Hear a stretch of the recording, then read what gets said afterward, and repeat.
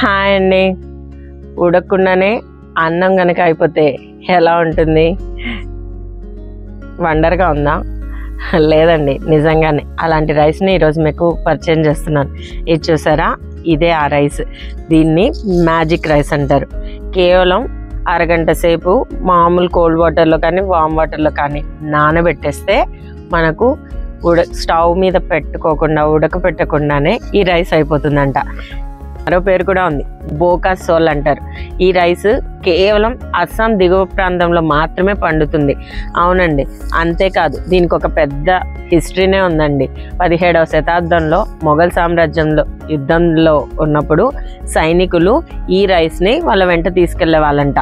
ఎందుకంటే దీన్ని ఎలాంటి శ్రమ లేకుండా జస్ట్ నీటిలో నానబెట్టేస్తే మనకు మామూలు అన్నంలాగే తయారైపోతుంది. అండ్ ఇది బెల్లంతో తినే ఆచారం ఉందంటండి వాళ్ళకి.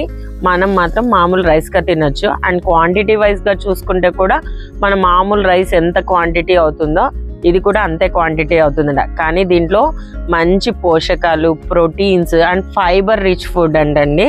ఇవి ఎలా నిజంగా ఉడకపెట్టకుండా అయిపోతాయా అనేది నెక్స్ట్ ఎపిసోడ్లో చూద్దాం.